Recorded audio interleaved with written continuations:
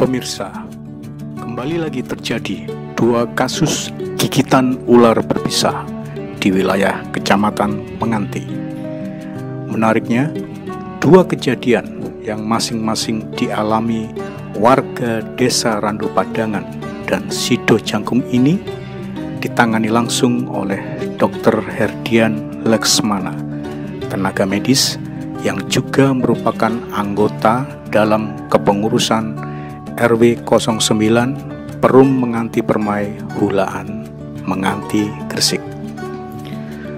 Dan menariknya lagi, menurut Dr. Dian, dua warga ini secara beruntung bisa terselamatkan karena pada saat itu ia memberikan pertolongan berupa suntikan sabu atau serum anti bisa ular yang tidak semua dokter praktik atau bahkan rumah sakit menyediakannya.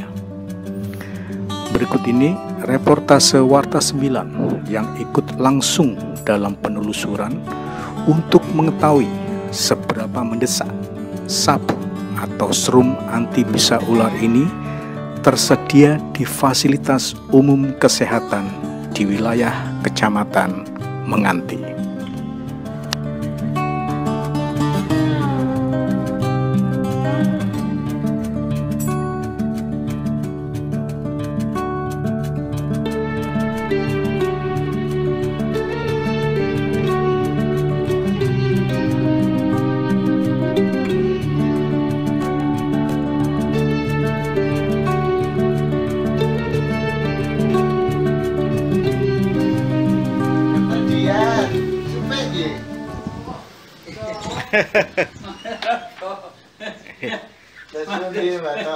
Alhamdulillah. Salim baik. Semua sembuh ya. Amin. Dicium loh tangannya. Amin. Karena kejadian digigit ular itu kan kejadian yang pastinya nggak disengaja. Buatan ngejo. Sengaja tapi ini bagaimana anggal tombol bahaya sangat. Ceritanya. Anakku lagi ngitung. Ayo bapak ibu kan nak bawa nami kok kan ngoten gak enak ulon ngoten kalau kita klinik niku paketan jenengan niku kula mampir niki ngeten alhamdulillah iki Pak dokter kok bawa obat tombone kula ngoten nggih lah Pak menika kok doang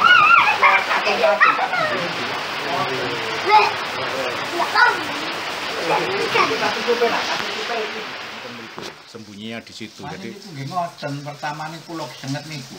Dibule ngoten kata suka, kata rumbukan. nggih. Nang kula niki sing ngene saben kula niki nggih rada padang tapi nyakupi kula niki. Namun resep pun kuatah kula cakup ngeten. Jadi wong ngrasakno lorone pun lara mboten ningali kula napa mboten semerap. Ini kan sing pundi Pak? Niku sing niki. Kuwi ngerti antun niki sing situk katara sing mriki dereng anu. Sing niki katara titik-titik niki sing pundi Pak? Mriki kali mriki. Pun apa nggih? Nggih. Nggih, niki nggih. Nggih. Nah niki kan tembus kali belakang ya Pak nggih. Kali wingking iki. Nggih mriki. Lah dadi darah niku wingi Tembus nggih. Niku tembus mriki kali nggih. Metu darah niku kali nggih. Nggih. Itu nggih. Rasane pas niku pas setelah digigit ular rasane dos pundi Pak? Rasane Nggih. pun mboten kapan lara. Nggih. Kula beto anak kula kita klinik niku pun mboten anu. Sakit sekali nggih Pak nggih. Asale niku ajenge kula begal dhewe. Tambah sakit. Ini ajeng begal dhewe kula niki. Terus sepeda niku ajeng begal dhewe. Mboten saged nggih. Tambah nemen. Anak kula niku kan keterasen niku. Nggih. Kata ambune tenan jane klinik pun moncing kula niku punah. Pun cara Pun lemes nggih Pak. Liwung. Limbung ngoten nggih. Lorane niku pun mriki-mriki nggih bilangnya dokter niku teng mriki niku pun atase sikut mriki. Nggih. Nggih pancen pun mriki-mriki. Jare niku niki Pak Toin sampeyan kok wis nang awak sampean, wis ngebiar nang awak sampean. Wis kadung nemen tambah kak ngene tambah naniku. Nggih. Pemane nang jantung. Ngoten. Obat anti iso pun kuatir. Nggih. Dokter iku bilang ngoten. Ya mugi-mugi dok, sampean iku kok kula mriki enten tombone. Alhamdulillah. Cara anu wis sampean iki kula reken pun nolong tenan dok, kula ngoten. Nggih. Jenenge dokter nulung wong temenan iki. Cara ngono wis kakek anuan. Dadi dokter pun gopong ngeten wong Semrapura pun mboten anu niki. Gopong ana ing obate niku. Nah, dewa penolong. Dewa penolong. Dokter dia. Oke. Ya. Dok, tadi kita sudah berkunjung ke rumah Pak Toin ya. Pak Toin, salah iya. satu korban gigitan ular berbisa ya. Iya. Nah, ini kan sequel atau rangkaian dari video-video yang ada di Warta 9 sebelumnya, Dok ya, bahwa ini ternyata isu gigitan ular ini bisa dibilang apa ya? Bukan isapan jempol ya. Iya. Memang sering terjadi ya sebetulnya. Akhirnya sering terjadi sebenarnya terutama di wilayah Menganti ya, wilayah Menganti, kecamatan Menganti gitu ya.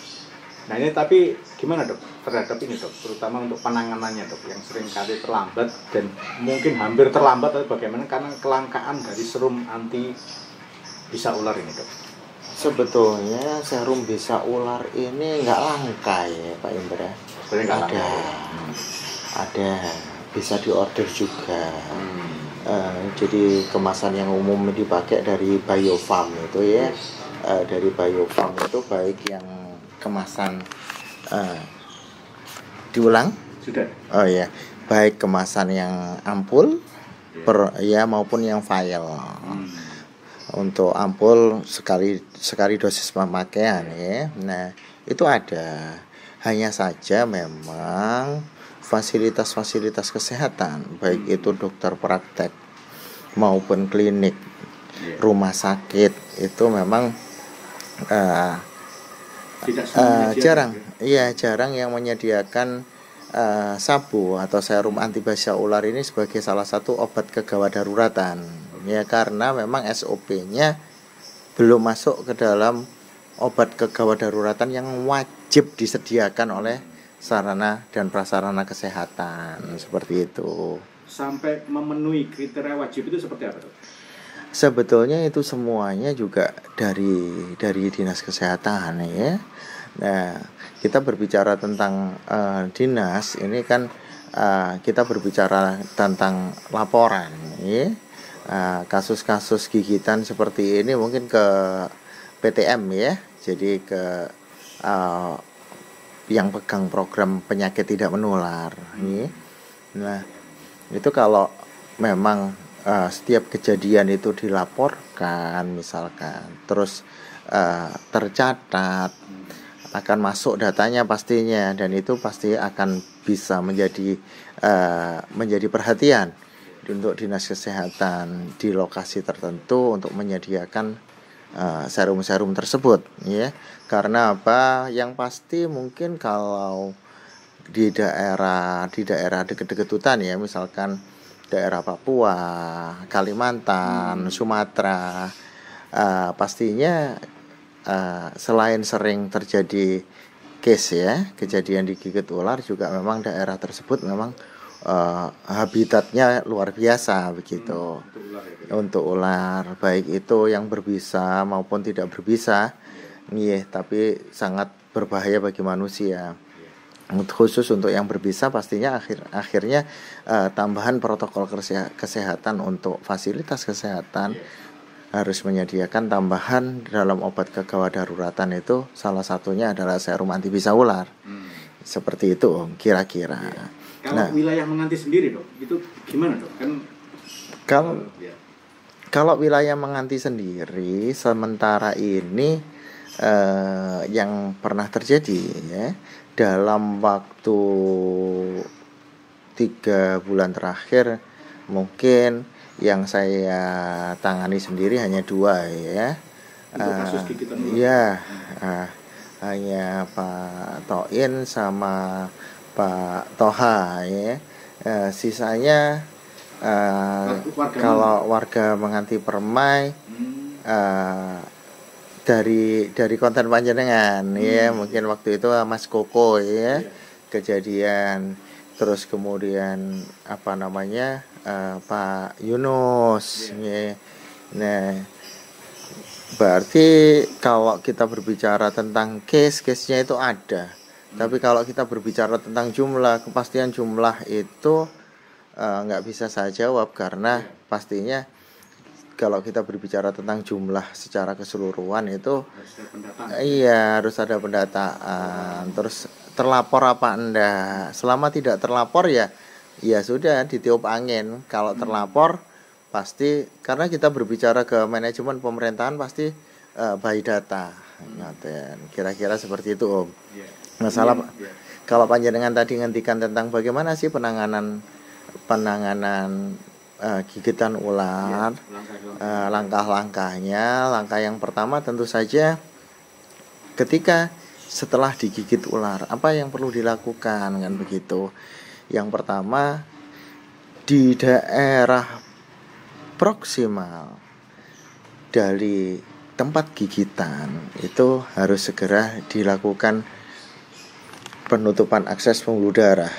Untuk sementara menunggu pertolongan paling tidak ya, ditali. Dalam kasusnya Pak Toin tadi yang digigit kan jari manis, boleh jarinya, pangkal jarinya sini ditali, sama pergelangannya ini ditali. Jadi 2 ya boleh. Satu masih ada. Iya boleh.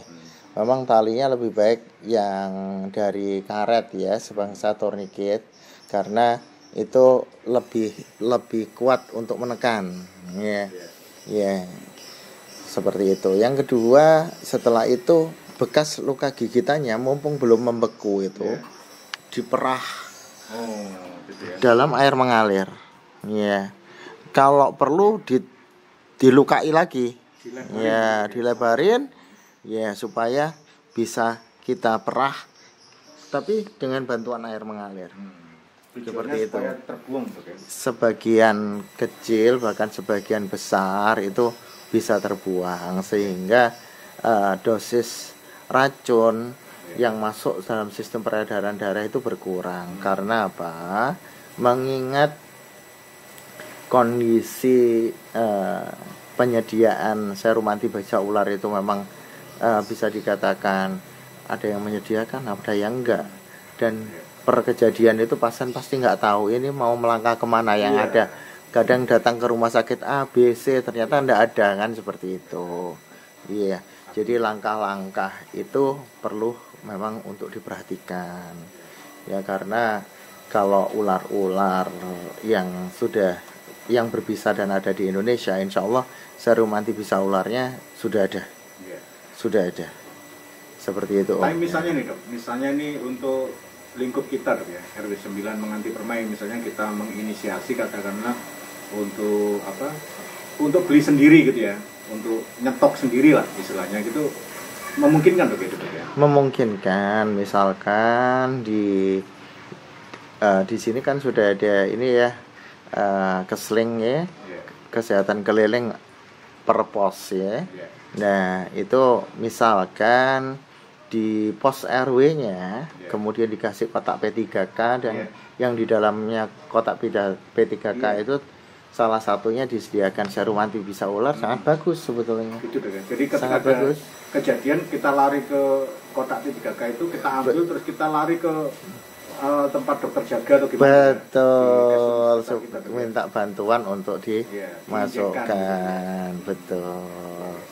Mungkin seperti itu. Yang kedua sendiri juga tergantung posisi atau letak ular itu menyuntikkan bisanya.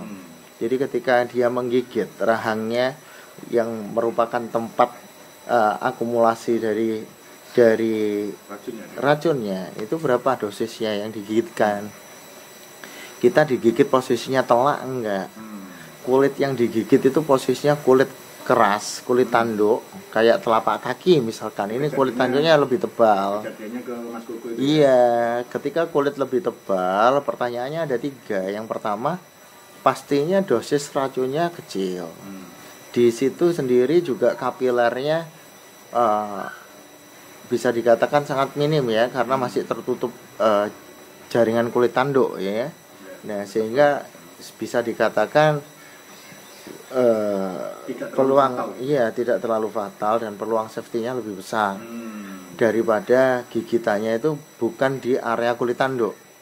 Contohnya di telunjuk. Iya, di telunjuk, di tangan, di tempat-tempat lain di mana itu semakin mendekati posisi jantung semakin berbahaya. Semakin mendekat jantung Semakin berbahaya karena jantung itu pompa tubuh. Ketika racun itu sudah dipompa ke jantung, pastinya sangat berbahaya. Jadi ini sekaligus pesan buat warga yang kerja bakti dok ya, di babat rumput atau apa itu sebaiknya pakai lengan panjang gitu, kaos lengan panjang atau lengan panjang, sarung tangan. Tujuannya memang safety di sini. Kita tahu bahwasanya pekerjaan apapun itu ada resikonya, sehingga kesimpulannya kita kesehatan dan keselamatan kerja dalam hal ini safety itu sangat penting. Iya. Iya betul. Ini harus kita jadikan protokol ya saat kerja bakti gitu dok ya. Jadi, karena ya itu tadi ini kejadian sepele, langka, nggak semua orang tiap hari digigit ular, tapi begitu kejadian anything can happen gitu. Iya betul. Apapun bisa terjadi nih, bahkan nyawa melayang atau apa ya. Kayak kasusnya fotoin tadi kan begitu di sawah, habis panen, sisa tanaman yang dipanen itu dikumpulkan di satu tempat nunggu kering kan gitu kan. Setelah kering mau diangkat, dibuang atau dibakar. Nah, enggak dilala pas dia mau diambil ternyata ada ular di situ kan, kisahnya seperti itu. Sama-sama nggak ada yang mengira dan menduga. Nah ini yang pelajaran ini yang kita dapat hari ini dok ya, dari kejadian ini maksud saya. Siap. Iya. Oke, ini menjadi pembelajaran buat kita dok ya. Amin insya Allah. Antisipasinya tadi. Betul. Iya Dr. Dian, terima kasih waktunya. Sama-sama Om, sama-sama. Jangan lupa juga klik subscribe, like, tanda lonceng. Semoga channel Warta 9 semakin maju. Amin. Terima kasih. Assalamualaikum. Waalaikumsalam.